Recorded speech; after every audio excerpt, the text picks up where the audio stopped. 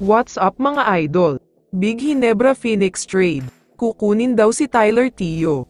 Pero bago mo sana ipagpatuloy ang panonood mo, ay huwag mong kalimutan na mag-subscribe bilang suporta sa aking YouTube channel. Maraming salamat idol.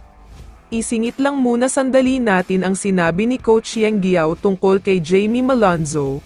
Ayon kay Coach Yeng ay sana daw itigil na ang naging issue ni Malonzo at mag-move on na lang ang lahat. Madami daw kasi siyang hindi magandang naririnig.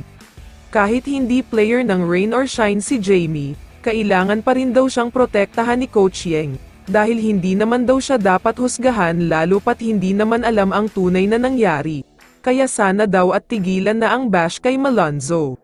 Samantala, sa kakatapos na laban ng Ginebra at Phoenix, dominating performance at hot shooting na naman ang pinakita ng mga Ginebra players. Kaya ang resulta nito ay isang panalo na naman at 2-0 na sila ngayon. Sila rin ang nasa pangalawa ng standing, at ang mga naging panalo nila ay tinatambakan talaga nila ang mga nakakalaban nila. Medyo nakakabilib ito dahil may mga players pang hindi naglalaro para sa kanila. Samantala, kung may mga players na hindi naglaro para sa Ginebra, meron din namang hindi naglaro para sa Phoenix. Dahil ang kanilang superstar na si Tyler Tio ay hindi naglaro dahil sa injury na nakuha nito sa last game nila. Kaya naman ayon kay Coach Tim, malaking bagay daw talaga na hindi nakapaglaro si Tyler Tio sa laban na ito, dahil kung naglaro lang siya ay siguradong ibang klaseng Phoenix ang nakalaban nila, at baka natalo pa nga daw ang Ginebra.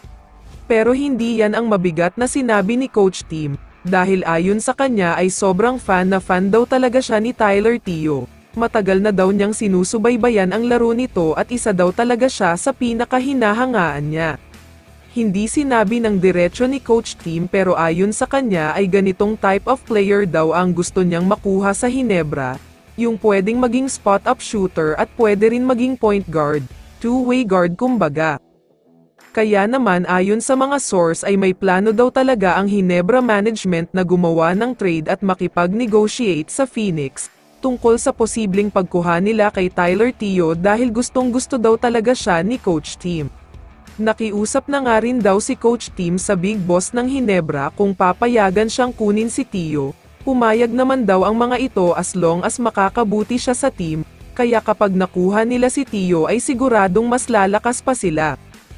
Kaya naman kung ikaw ang tatanungin idol, ano ang masasabi mo sa trade na ito?